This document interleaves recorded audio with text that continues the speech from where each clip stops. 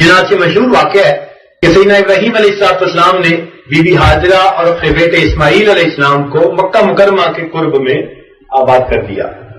رب انی نظر اسکنت من ذریتی بواد غیر ذی زرع عند بیتک المحرم. اب وہ خود بلاد شام میں رہتے تھے اور کبھی کبھی حال احوال معلوم کرنے کے لیے آیا کرتے تھے. اس دوران سیدہ ہاجرہ رضی اللہ تعالیٰ عنہ دنیا سے وفات پا گئی اور سیدنا اسماعیل علیہ السلام بھی بڑے جوان ہو گئے. انہوں نے شادی کر لی. ایک دن کہیں سفر پہ تھے کہ پیچھے ابراہیم علیہ السلام تشریف لائے. تو اس وقت گھر پہ بہو تھی اور بیٹا سفر پہ گیا ہوا تھا. انہوں نے حال احوال خیر خیریت پوچھی. وہ کہنے لگی ہاں بس ملتا ہے کھا لیتے ہیں اور کبھی تو فاقہ ہی آتا ہے, بڑی تنگ ہوتی ہوں مگر کیا کر سکتی. یعنی اس نے ایسی باتیں کی کہ جو بے صبری اور ناشکری والی تھی. سیدنا ابراہیم علیہ السلام نے کچھ دیر انتظار کیا, پھر فرمایا اچھا آپ کے خاوند آئے تو پیغام دینا کہ میرا سلام ان کو پہنچا دینا اور کہنا کہ بھئی تمہاری چوکٹ اچھی نہیں, اسے بدل دینا.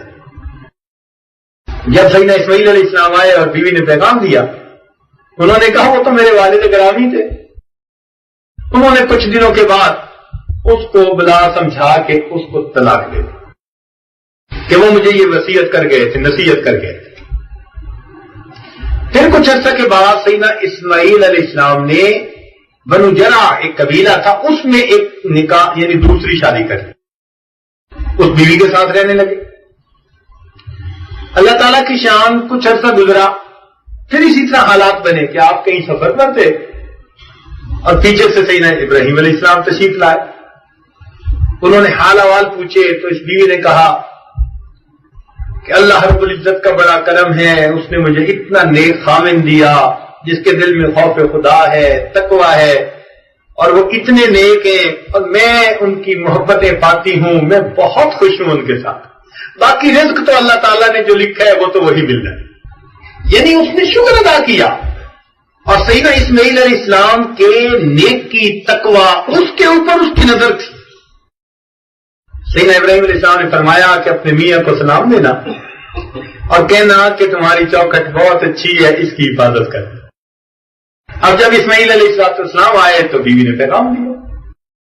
انہوں نے فرمایا اللہ کی بندی وہ میرے والد گرامی تھے اور میرے والد گرامی نے مجھے یہ وصیت کی ہے, نصیحت کی ہے کہ تمہاری بیوی اچھی ہے, تم اس بیوی کی قدر کرنا, تم اس بیوی کی قدر کرنا.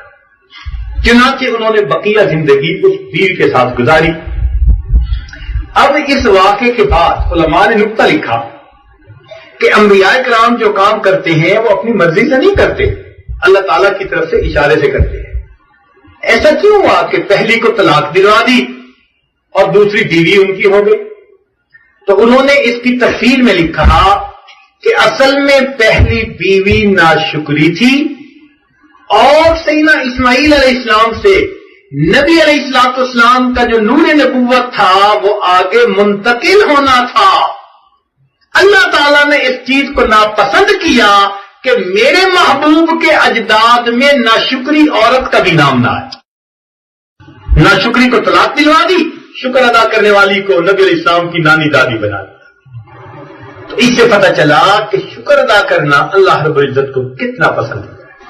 اس لیے ساجد نے عرض کیا کہ جو پروردگار نعمتیں دینا جانتا ہے وہ پروردگار نعمتیں لینا بھی جانتا ہے. اللہ تعالیٰ دیتے ہیں نعمتیں ہر ایک کو یہ دیکھنے کے لیے کہ یہ کیا قدر کرتا ہے یا نہیں کرتا, ہم اس کی قدر کریں.